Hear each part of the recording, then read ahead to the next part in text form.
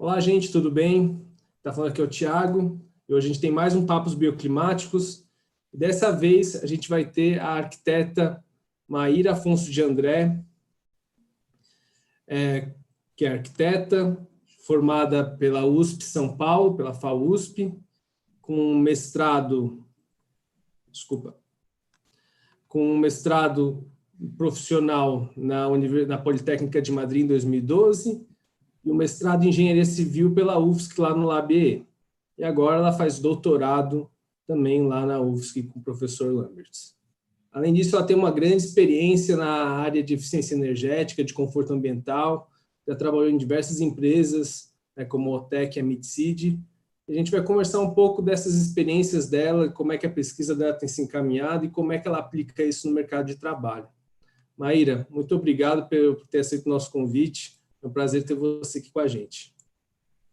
Obrigada a você por me chamar, achei uma honra. Vim Então, aqui representar o Sudeste. pois é, não, muito bacana, né? A gente se conheceu faz pouco tempo, né? No trabalho conjunto para a norma de simulação da ASHRAE aqui no Brasil. E achei bem interessante, né? E eu acho que você se encaixa bem no perfil daquilo que a gente tem se proposto, né? Essa série de lives, que é tentar enxergar, né? Como é que é esse profissional, esse novo profissional que é pesquisador, que trabalha no mercado, né? Ele faz um pouco de tudo, né? Como é que como é que ele realiza esse trabalho? E no caso específico também, né? De apresentar o trabalho das mulheres, né? Nesse meio que é bastante rico. Então, obrigado mais uma vez. E eu começo te perguntando o seguinte, né, que eu acho que é um pouco da curiosidade, né? Como é que esse tema apareceu na sua vida, assim, de eficiência energética e conforto ambiental?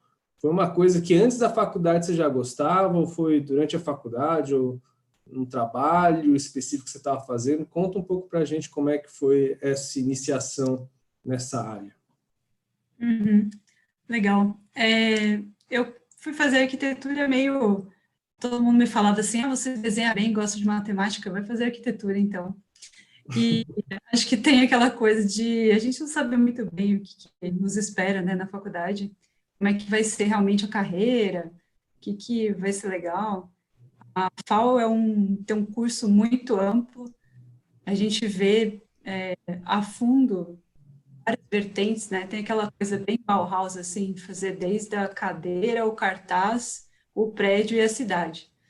Então, nessa amplitude, às vezes a gente fica um pouco perdido também, para onde ir, o que interessa, assim. E eu só tinha na cabeça que eu tinha que fazer estágio logo e ir me encaixando um pouco no mercado, porque tem aquele pânico assim, você vai sair, não tem experiência, não sabe nada, não consegui emprego nunca. Então a gente sempre vai fazendo a faculdade já pensando assim, o que a gente vai fazer. E eu fui fazendo estágio e trabalhando em alguns escritórios de arquitetura, vendo como é que era o cotidiano, e acabei me interessando desde o começo, assim, pela parte de conforto, principalmente. A gente tinha duas professoras muito empolgadas, que era Denise Duarte e a Joana Carla Gonçalves, que puxaram, assim, fizeram... A gente virou meio cobaia, nossa turma, de colocar mais conforto dentro da grade curricular. Então, a gente tinha uma introdução, que era o confortinho, a gente tinha uma separação das áreas, né? Iluminação, ergonomia, a parte de térmica e acústica, e depois a gente ia juntar todas essas informações no confortão. Então, aí a gente agregava todas essas informações e fazia projeto mesmo. E elas fizeram um acompanhamento, assim, legal. No primeiro ano, a gente já tinha que saber como é que a gente ia trabalhar com o sol, o que ia acontecer no nosso projeto. Então, acho que essa proximidade fez bastante gente do meu ano ter interesse também pela área. E aí eu já fui fazer o TCC já com a Joana, porque eu achava que era o mais interessante.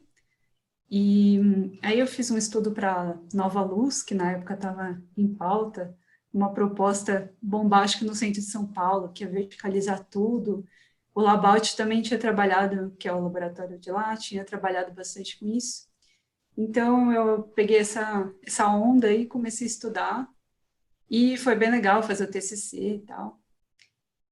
Mas eu não tinha muita intenção de seguir carreira acadêmica. Aqui em casa Meu pai e minha mãe eram acadêmicos, eu falava, isso aí eu não vou fazer. Você vê como a vida muda. Mas eu fui trabalhar nos escritórios, assim, e com o tempo eu fui vendo que a coisa que mais me interessava na faculdade, ninguém estava olhando muito. E começou a me incomodar, assim, poxa, não dá para pensar em outras soluções, em, tipo, putz, pensar numa proteção solar, no vento. Não eram esses os pontos principais. E eu estava, vou te dizer, quase liberando, não sei se eu quero ser arquiteta mais. Aí eu dei um voto para arquitetura e fui fazer a pós fora, no que me interessava mais, que era a parte de conforto, de eficiência. E também escolhi Espanha para não ser um contexto muito longe do nosso, assim, né? Então, eu que pensava em voltar e conseguir aplicar alguma coisa aqui. Não ia dar muito certo se eu fosse para a Alemanha e visse uma tecnologia muito longe da nossa, um contexto climático totalmente fora. Espanha ainda tem uma cultura mais latina, alguma coisa assim. Eu também pensei um pouco nisso. E aí foi super legal, nossa, eu achei massa, assim, demais. Mas também não sei se eu ia conseguir trabalhar com isso aqui. E fui conversando, eu tinha um amigo já que estava trabalhando na UTEC na época, e ele trabalhava com simulação, ele falava, não, mas você vai voltar e vai trabalhar comigo, vai fazer certificação LEED. E eu falava, ai, certificação LEED, será que eu quero trabalhar com isso? E não sabia muito sobre a certificação LEED, né, mas dá para fazer críticas às várias formas de etiquetagem, mas eu pensava muito assim, não sei, talvez eu queira fazer projeto, vamos ver. Aí eu cheguei aqui de volta, em 2013, e falei, cara, eu quero trabalhar, não aguento mais não trabalhar, vou trabalhar com você. Aí acabou dando certo, eu entrei na empresa e fiquei lá até bastante tempo, né? E trabalhando principalmente com lead, mas fiz Aqua, a gente trabalhou até com Envision, que é uma outra certificação que é para plano urbano. A gente trabalhou nas Olimpíadas, então várias experiências, assim, várias tipologias de edifícios diferentes. Mas um primeiro projeto que eu peguei foi bem legal, que era uma casa de um escritório que eu já tinha até tentado trabalhar lá durante a faculdade, que é da Leiko Motomura, chama Amima, e é muito massa, ela tem uma visão bem assim de sustentabilidade, de reutilizar materiais. Então eu fiz um primeiro estudo para ela sobre uma casa, né, com um porte, digamos, considerável para poder contratar também uma consultoria, mas que a gente pensou em proteções, não ter ofuscamento, como é que ia esquentar, ficava em Budas Artes, que tem um clima que faz bastante frio até. Então foi uma experiência bem legal, assim, para já entrar dentro da bioclimatologia e, e aí fui tocando isso. Mas legal, Maíra. É interessante isso, né? Que de alguma forma, né? É sempre um desafio quando a gente está no escritório de arquitetura, principalmente eu acho que no início da carreira, conseguir implementar algumas questões que a gente tem às vezes interesse que acha importante, né? Mas muito bacana que você logo de cara, depois que voltou da Espanha, conseguiu, né, ter um espaço, né, eu acho que São Paulo talvez tenha um mercado mais apto para isso também, né, para aplicar esse tipo de conhecimento de uma forma bastante interessante e diversa, né? Eu não sei se você quer começar por isso, mas podia contar um pouco para a gente como é que são essas experiências com certificação, porque a gente sabe que no Brasil está começando a ter mais, mas a gente sabe que em São Paulo, no Rio, acaba tendo um pouco mais, né? Então, como é que foram essas experiências com Aqua, o LEED? O que você pode contar um pouco para a gente aqui sobre isso? Acho bem interessante, porque no fim a gente fazia projeto em vários locais. Eu fiz até o primeiro V4, que eu tinha comentado, né, com você antes. A gente fez a parte da simulação energética do primeiro LEED V4 do Brasil, mas ele nem era em São Paulo, era em Minas Gerais, no Sudeste, né, ainda. Mas acabava que a gente, por exemplo, assim que eu cheguei no escritório, eles estavam fazendo a parte da, das Olimpíadas, não, de outros jogos que teve aqui. Copa? Da Copa, isso. Estava fazendo a certificação do estádio de Fortaleza. Então, tinha uma coisa assim, uma pegada esses momentos de jogos deram uma pulverizada também nesse tipo de iniciativa, porque acabou ficando um pouco obrigatório para passar uma imagem legal também, que é que vinculasse com uma coisa mais sustentável, impacto para as cidades. Mas a gente fazia bastante, assim, sinceramente, eu trabalhei bastante com galpões de armazenamento, e no entorno, assim, de São Paulo, várias cidades pequenas, alguns edifícios industriais também, eu acho que isso talvez seja uma característica também que tem a ver com ali. Então, a gente fazia bastante certificação, porque também era uma demanda de empresas externas. Como elas iam vir para cá, elas queriam chegar num edifício que tivesse um desempenho, que elas já soubessem como é, ou que tivesse passado por quase um controle de qualidade. Eu acho que a certificação é muito isso, assim, a gente faz uma reverificação dos projetos e consegue direcionar um pouco para as coisas casarem melhor, ter um sistema que funcione de um jeito mais adequado para aquele contexto. Então, acho que isso ajuda bastante nesse sentido, assim. E, então, tem essa demanda, né, externa, eu acho que nisso faz sentido um pouco São Paulo ser o polo de trabalho, e também ter essas empresas, né, multinacionais bastante ligadas ali. Mas a gente também fazia projetos de escritórios, bastante coisa de locação também, porque também é uma coisa que dá um diferencial de mercado, né, você ter uma locação com uma certificação, e aí você consegue ter um outro valor de aluguel e mostrar um diferencial. A pessoa que vai entrar lá, ela vai consumir um pouco menos em contas.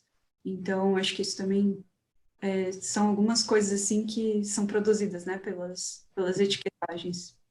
E me conta uma coisa, Maíra, nesses trabalhos que você estava colaborando com a etiquetagem, né? Qual que era a atividade que vocês mais desempenhavam? Era simulação termoenergética? O que era exatamente?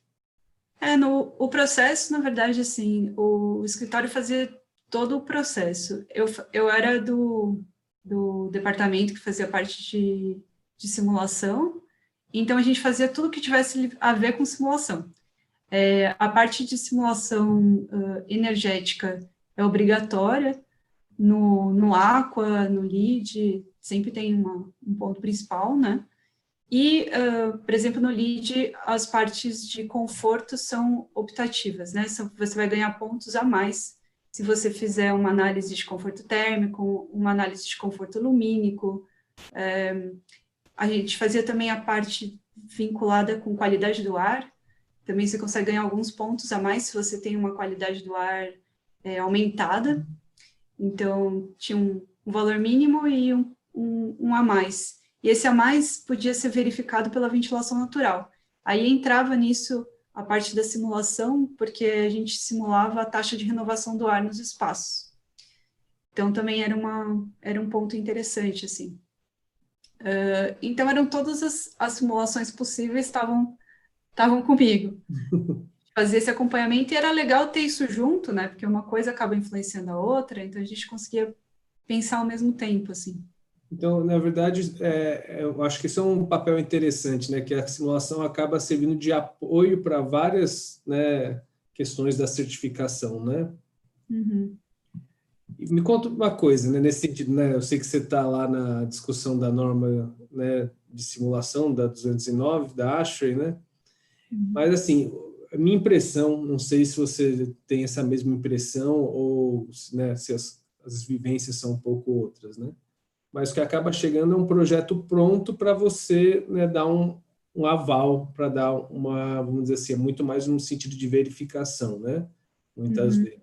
Ou como é que você vê? Tem tido hoje outras demandas de projetos que a simulação vem a agregar mais na tomada de decisão? Como é que você vê isso, tanto na OTEC que você trabalhou, como agora como colaborador da MidSeed? Eu acho que depende muito do cliente. Qual que é o pensamento da pessoa que está pedindo o trabalho, né? Isso é legal também avaliar, porque às vezes a gente quer fazer 1000 coisas e a pessoa realmente ela quer uma verificação, que nem você está dizendo. Então, acho que o nível do quanto a gente pode mexer e propor vai ter muita relação com isso. O que eu senti, assim, na minha trajetória é que esses projetos que são de locação, eles são muito mais verificatórios, porque não tem uma conexão entre a pessoa que vai ocupar e a pessoa que está fazendo o projeto. Isso acaba criando uma distância um pouco, né? E então tem mais um caráter assim financeiro em relação à etiquetagem, à certificação. Agora, tem outros casos, por exemplo, esse projeto que a gente fez na Midseed, que tinha outra cabeça, assim. O pessoal que estava fazendo era quem ia ocupar o prédio. Eles já queriam fazer uma coisa que tivesse um diferencial bem significativo, então pensar nos tipos de materiais, de onde eles vinham, qual que seria o impacto, como é que eles podiam juntar os espaços e pensar também na arquitetura. Já tinham arquitetos, né, engajados no assunto trabalhando. Então, a forma de abordar foi muito diferente em relação a isso. Aí, nesse caso, digamos que eu consegui intervir mais e conversar mais e falar, olha, vamos mudar, não sei o quê. Já tiveram outros projetos na Midseed também, que eu não trabalhei diretamente, mas que foi, por exemplo, um hospital que o arquiteto estava interessado em fazer ventilação natural. E ele topou modificações e pensar. Então, eu acho que vem muito de quem que está procurando, né? Qual que é a expectativa dessa pessoa, o quanto ela está aberta para receber isso. Mas a gente tem eu sinto que como consultor você tem um caráter pedagógico também, de explicar qual que vai ser o benefício, o que que significa aquelas palavras que está falando, se a sua janela é muito ruim porque o fator solar é de 50, e tornar isso mais palpável, né? Falar que não, você vai ter uma transmissão de calor muito mais alta, que existem vidros com uma outra performance, que esse fator tem a ver com esse percentual. Então, às vezes, a gente tem que fazer um pouco esse trabalho de ensino, quase, né? Para conseguir também explicar qual que vão ser as vantagens de fazer uma modificação, porque às vezes elas vão ter um impacto financeiro, e engajando o cliente para ele também vendo os benefícios do que você está propondo. Eu acho que isso é um trabalho muito legal, de alguma forma, porque se faz uma modificação, né, em quem está recebendo o seu trabalho. Não vira mais só uma verificação. Mas tem que ir sentindo o cliente, o quanto que você tem de abertura. Eu acho mais legal trabalhar desde o começo. Mas realmente tem muito a ver com essa norma, né, que a gente estava avaliando, 209. Uhum. Eu acho que ela é muito legal para pensar nessas etapas todas, mas realmente o que mais acontece é vir na parte final mesmo, já tem um projeto executivo, e aí você fala, putz, como é que eu vou mudar isso aqui? É bem desafiador, mas... Mas eu acho que você tocou num ponto muito importante, né? Que na verdade é uma questão de sensibilização também, não só do cliente, mas dos arquitetos em geral também, né? Para entender que existe um potencial que pode, né, agregar bastante para o trabalho, né? Então tem essa questão meio pedagógica que você falou, né? De explicar durante a consultoria ou mesmo em outros momentos, né, é essencial para a compreensão da relevância disso, né? Uhum. Eu sinto que nos trabalhos, por exemplo, que a Medcity faz, que são mais assim com empresas governamentais e que tem mais a ver com pesquisa, a simulação ela está entrando como outro fator para pensar em proposição de diretrizes, de alguma coisa que seja indicativa, de pensar em ferramentas que vão construir essa modificação de uma forma diferente, entendeu? Não é só uma validação de um processo, mas pensar isso modificando. Eu acho que isso é uma coisa que me atrai bastante nos trabalhos da mídia. Assim. Legal. E você tocou um ponto interessante, né? Que essa questão, né? Que não é simplesmente aplicar um conhecimento, né? Na verdade, quando você começa a se aprofundar nisso, é uma pesquisa que você está fazendo para desenvolver uma estratégia, uma diretriz, uma solução, né? Eu queria que você contasse um pouco, né? Que você falou já um pouco para mim, né? Sobre suas experiências no mestrado, agora no doutorado, né? Com essa questão de conforto individual, de conforto individualizado. Se você pudesse contar um pouco isso para o pessoal, né? Eu acho que também essa parte, né, do seu envolvimento com com as tasks da IEA. Eu acho que seria interessante até para entender um pouco como é que esse conhecimento, essa pesquisa mais científica, como é que ela pode ser pensada num projeto, né, na aplicação disso num projeto, né? Com certeza. Então, eu acho que eu quis estudar conforto térmico, apesar de trabalhar muito com desempenho e com eficiência, porque eu sentia falta de compreender melhor como as pessoas iam estar dentro dos espaços. Eu acho que a gente fica muito bitolado ali na simulação, às vezes, e você começa a se perguntar, eu estou usando métodos de avaliação de conforto, mas como é que isso é na realidade? Como é que isso acaba sendo para as pessoas? Então, acho que tem diretamente conexão, porque eu queria saber do outro lado o que acontecia, sabe? Não só aplicar um método, mas entender de onde ele veio, se ele realmente faz sentido, e pensar em novas opções, assim, também. Então, no começo eu mesclava muito a questão do conforto com desempenho. As primeiras conversas com o professor Lamberts era tipo, não, isso é uma coisa, isso é outra. E eu ficava, é. Então, tinha um processo de separação, que era bem legal. Para ele separa muito claramente assim, se você for falar de conforto, você tem que perguntar para as pessoas o que elas acham. Se você for falar de desempenho, você pode usar simulação. Então, fazer uma análise, por exemplo, para o lead de conforto térmico, na verdade, é uma análise de desempenho usando um método de conforto térmico. Uhum. Então, foi bem assim. No começo foi chocante, né? Eu não tinha essa cabeça tão acadêmica. Fui me colocando, encontrando os lugares. E aí, nas pesquisas, tentando achar o que faz sentido, eu achei esse tema sobre os sistemas personalizados, que está sendo muito pesquisado no mundo no momento, assim, e são várias tractanas muito loucas, por exemplo, cadeiras que se aquecem, tem ventilador nas costas, roupas que integram sistemas de aquecimento com ventilador, tem muitas coisas, tecidos inteligentes que possam fazer também uma adaptação, né, para o que você precisa em relação ao que está acontecendo em volta. Então, assim, formas de pensar como lidar com a temperatura e o conforto térmico mais perto da pessoa, para que você não precise gastar energia esquentando ou esfriando o ambiente como um todo. Então, isso tem uma coisa muito legal da gente pensar em coisas mais ajustáveis, e a questão do individual, para mim, pegava muito também, porque quando eu trabalhava em escritórios, eu odeio ar-condicionado, eu tenho rinite alérgica, ficava aquela briga de, eu quero mais frio, não, pelo amor de Deus, desliga isso. Então, eu acho que a opção de ter sistemas que são individuais é muito boa também para a gente não ter mais esses problemas tão sérios.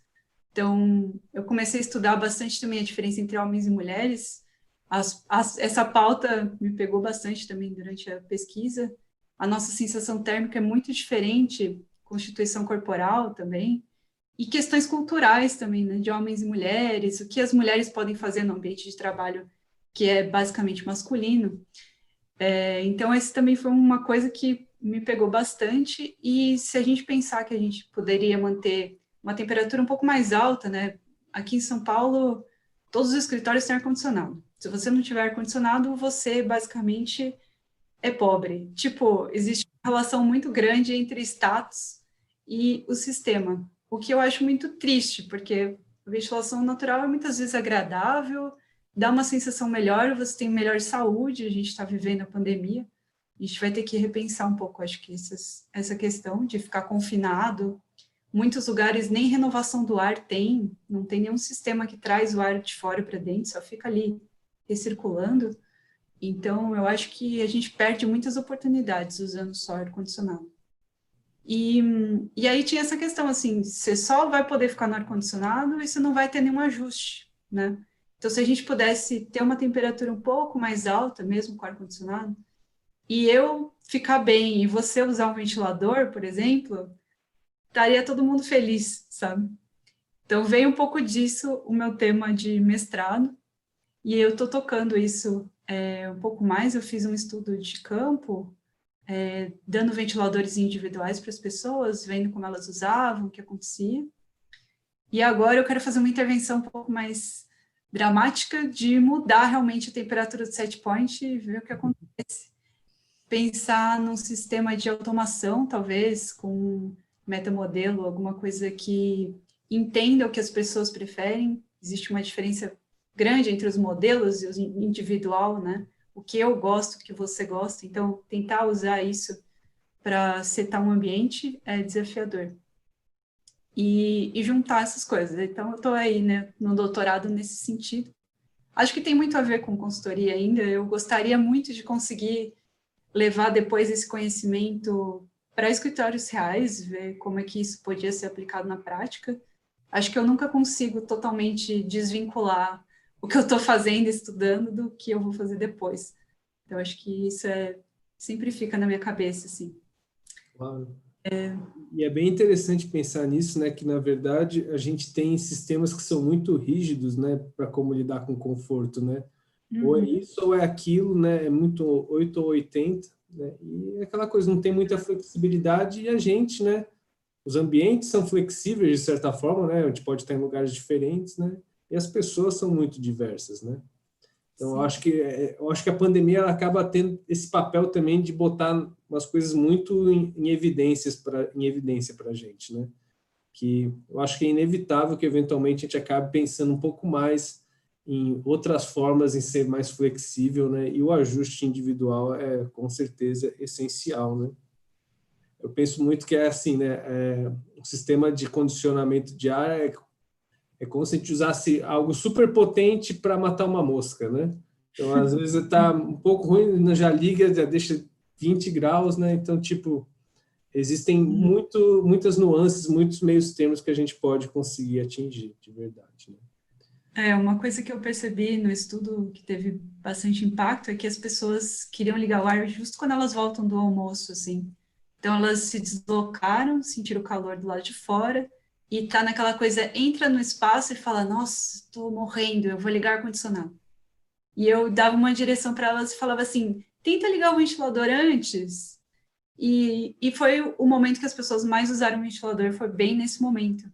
Então, foi muito legal observar, assim, dali a meia hora contada no relógio, tinha um decréscimo da taxa metabólica, porque ela parava de fazer exercício, e ela, tipo, se aclimatava ao ambiente onde ela estava, desligava o ventilador.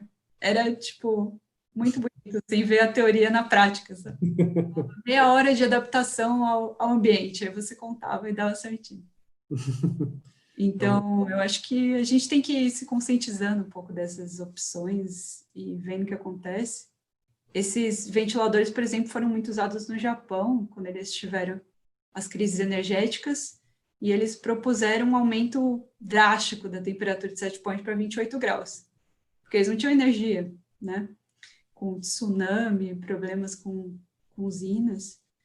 E deu certo, assim, teve uma adaptação também de vestimenta, que eu acho que também é uma coisa muito rígida, que em São Paulo mais do que em outros lugares. Aqui, você anda na Berrine e tá todo mundo de terno, pleno verão, não tem sentido nenhum. Tem essa questão do status também vinculado à roupa, né? Então, eu sinto, por exemplo, morando agora em Florianópolis, que o dress code, assim, a vestimenta das pessoas não tem nada a ver com São Paulo. É mais flexível, as pessoas podem ir mais à vontade nos lugares, e isso também permite que a gente passe menos calor no espaço de escritório. Então, acho que às vezes é simples, né? Mas tem que ir para a parte da cultura para modificar. Então, tem que ter um momento de reflexão, assim. Eu espero que a pandemia ajude um pouco nisso. Mas a gente está fazendo um trabalho também, como você comentou, com o pessoal da IEA, que é a Agência Internacional de Energia, e a gente entrou para 2 grupos de estudos lá, né? Eu estou trabalhando bastante com o Anexo 79, que trabalha com o controle dos ambientes, e a gente está fazendo uma pesquisa que foi proposta por um professor dos Estados Unidos, que são entrevistas com operadores dos edifícios. E é muito legal porque eu estou tendo a oportunidade de perguntar como é que você opera, quais são as decisões que você toma, como é que funciona a temperatura do ar-condicionado, como é que costuma ser setado, é em função de horário, varia ao longo do dia, o que acontece, sabe? E a gente está tentando espalhar um pouco mais para o Brasil, assim. Eu consegui falar com uma empresa de Brasília, outra de Porto Alegre, tem uma colega que falou com um operador do Nordeste. A gente queria até ter mais pessoas assim que a gente pudesse falar espalhadas pelo Brasil para ter essa diferença, né? Mas às vezes é difícil até pegar. Eles estão estudando muito sistemas centralizados, né, de ar-condicionado, porque é um contexto europeu, americano. E aqui é difícil, às vezes, não ter um operador do ar-condicionado. É remoto com split. Então, por exemplo, no Nordeste, eu fico pensando que contexto, né, que vai ser exatamente o mesmo, assim. A gente tem conseguido mais dados em São Paulo, porque aqui tem esse costume, assim, de ter um padrão de escritório, que é aquele torre corporativa com um sistema central, que não acontece tanto no resto do Brasil, talvez, né? Sim, não é mesmo. Não, mas eu acho, você tocou num ponto, que eu acho que é isso que você estava falando um pouco, né? Que a gente pensa muito assim, a simulação ela acaba sendo uma aplicação, né? Mas toda essa pesquisa de base para entender, né, como as coisas acontecem, essa coleta de dados, né, para criar esses padrões, esses modelos, ela acaba sendo essencial até para ela poder ser mais difundida depois também, né? Com certeza. A gente discute muito, por exemplo, padrões de ocupação, de ativação dos sistemas, da onde a gente tira isso, né? A gente acaba, às vezes, usando alguns schedules, seriam esses horários que são nacionais, ou que a gente acha que talvez seja, mas é legal também estar do outro lado da pesquisa e aí você está observando, olha lá, o que a pessoa está fazendo, quando que ela ligou o quê, quando que abre uma janela, quando é que tem gente, quando não tem, como varia isso. Então, eu acho bem legal ter esse outro lado para, quando eu volto para a simulação, eu já fico assim, um pouco mais aqui sobre esses dados. Não, pois é, ganha, eu acho que uma bagagem melhor, né? Sim, eu acho que é legal essa reflexão, assim, de ir para um lado para o outro. O pessoal tá... Outro... desculpa. Não, imagina, pode falar, velho. E o outro task que a gente está, o outro grupo que a gente está participando é no Nexo 80. A gente entrou agora há pouco, e eles estudam bastante estratégias bioclimáticas, mas é de outra forma. Quando eu e minhas colegas entramos, que somos do grupo de conforto, né, do laboratório, lá tem uma divisão, assim, o pessoal da simulação e o pessoal do conforto. A gente se conversa, mas trabalha um pouco separado. A gente entrou pensando que era assim, pensar nas estratégias e ir lá ver como é que está sendo, como é que as pessoas acham. Mas é bem mais analítico e pensar quais são os elementos que vão dizer se alguma coisa está funcionando ou não. Então, definir parâmetros, estabelecer o que é usado, o que não é. Então, por exemplo, que tipos de edifícios, o que as pessoas usam em cada lugar. E é interessante porque é um grupo, assim, muito europeu, que para eles, ventilação natural não é normal. Isso também é uma coisa muito louca, assim, quando a gente vai escrever um artigo, por exemplo, a gente tem que explicar bem que aqui tem uma janela que opera e tem um ar-condicionado que pode ligar. E todo mundo tem controle de tudo, assim. Porque isso não é comum. Às vezes é até questionado. E eu acho que vai ser legal porque a gente consegue dar esse outro lado, assim, né? Eles estão usando mais ventilação natural lá, porque a Europa está começando a esquentar muito. Eles têm os prédios todos com isolamento, então eles vão começar a ter alguns problemas que não tinham antes, né? Com o aquecimento global. E eles estão começando a descobrir o ventilative cooling, ventilação natural que a gente sempre fez, abrir a janela. Então, eu acho que essa troca vai ser interessante também. Não, é verdade, muito rico mesmo. O pessoal aqui no chat do WhatsApp tá, né, Claro. dando boa noite. Tá Mitseed Projetos aqui, tem o pessoal, o professor Caio também está lá, Adriano. O pessoal está comentando um pouco até essa questão da vestimenta, né? Porque é um pouco realmente cultural e a gente pode quebrar isso, né? O Beto está falando, essa questão do terno realmente, né? A gente acaba criando uma marra um pouco maior para a gente ter conforto, né? E o É professor uma Caio aqui... dependência desnecessária, né? Não, pois é. Não, até eu já tinha escutado que, na verdade, Casual Friday, né, na verdade, foi uma forma de economia de energia, né? Porque as Sim. pessoas, né, pode mudar o set point pelo menos um dia da semana, né? Uhum. O professor Caio, na verdade, já me contou isso antes, mas o professor, que foi o professor de Design Builder do Caio, que foi meu professor de Design Builder, né? O professor Aldomar, da UFRN, ele foi Sim. dar aula, né, lá na UFRN de bermuda, porque está em Natal, né? Eu acho que Lógico. não deveria ficar constrangido por causa disso, né? Então, é um pouco dessa questão de poder, né, se adaptar também, né? Uhum. Sim, com certeza. Eu acho que isso é bem importante, assim. Florianópolis, eu vejo as pessoas bem mais à vontade, ninguém olha estranho, e a não ser que pareça muito surfista dentro da faculdade, que tem também, Então, é um pouco mas demais, né, às vezes, né? às vezes sim. Lá, acho que a vestimenta típica de Florianópolis é moletom, short e chinelo. É porque lá também faz um pouco mais frio. É que São Paulo já também é mais frio, né? Mas Sim. faz um pouco mais frio, né? Eu estava te falando, morei em Florianópolis 20 anos, né? E quando eu mudei aqui para Brasília, eu trouxe os meus casacos, que por sinal eu não uso nunca mais, né? Nossa, com certeza. Só Não, se for bem à noite, né? Não sei, a gente só vê os arquivos climáticos tendo uma variação de amplitude térmica gigantesca. aqui essa época do ano de noite fica mais friozinho, mas eu tô de camisa, né, de manga curta, né? Então a gente sobrevive. É, Só eu fechar a tô aqui. janela, né? Não deixar o ar gelado entrar, tá ótimo. Mas, Mas, Maíra, né, a gente já está aqui há algum tempo. Queria fazer, né, uma última pergunta aqui, né, até para é um pouco da reflexão, né, que eu acho que você até já trouxe um pouco nessa conversa, que é como é que se enxerga essa questão da pesquisa e da relação com o mercado, né? Como é que esse conhecimento que a gente desenvolve muitas vezes dentro da academia, né, no Brasil acaba sendo quase que exclusivo dentro da academia ou de algumas instituições que têm esse tipo de viés, né?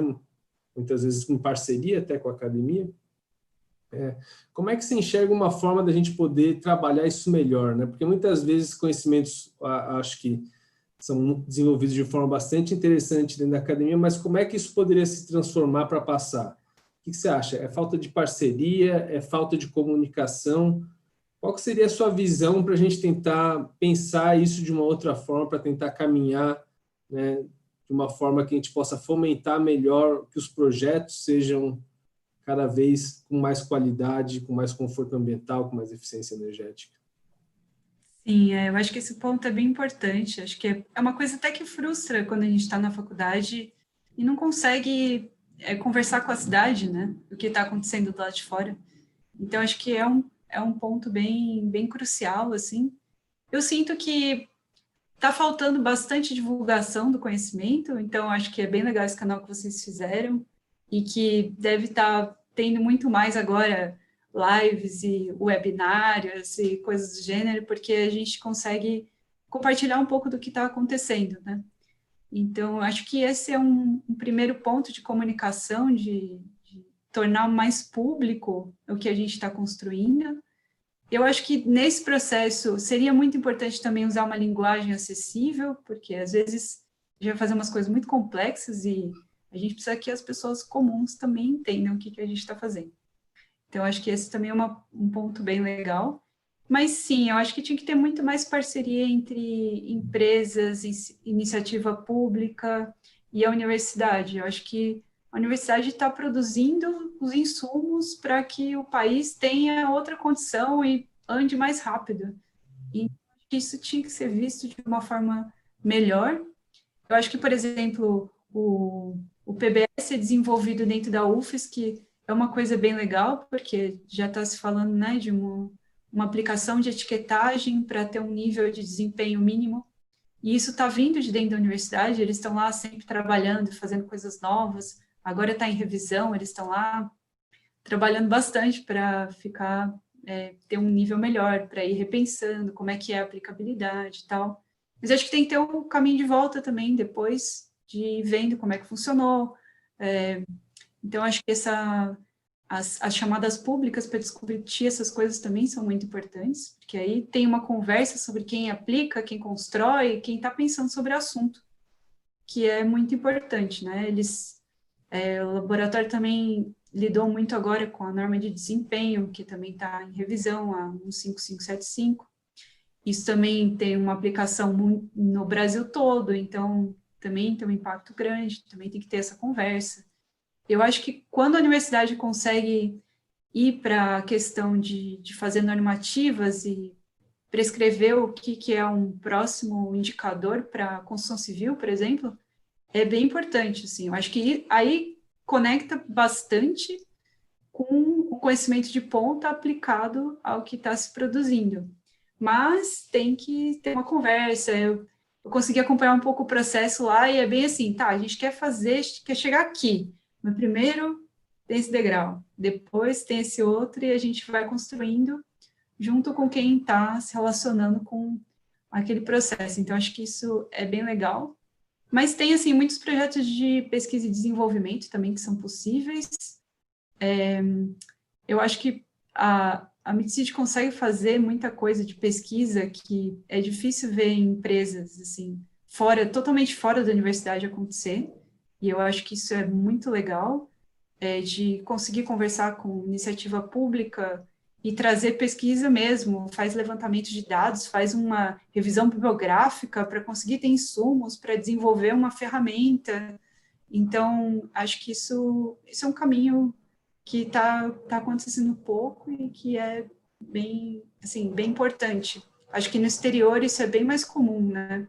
O pesquisador, ele é possível fora da universidade. No Brasil ainda é difícil você ver como é que você vai ser pesquisador e trabalhar com isso não vinculado, né? É verdade. Que tinha que ter mais coisa para fomentar essas possibilidades. E muitas vezes está vindo de investimentos externos, né? Tem empresa alemã investindo nisso, tem empresa da Inglaterra investindo nisso. Por que o Brasil está investindo tão pouco num potencial que está aqui?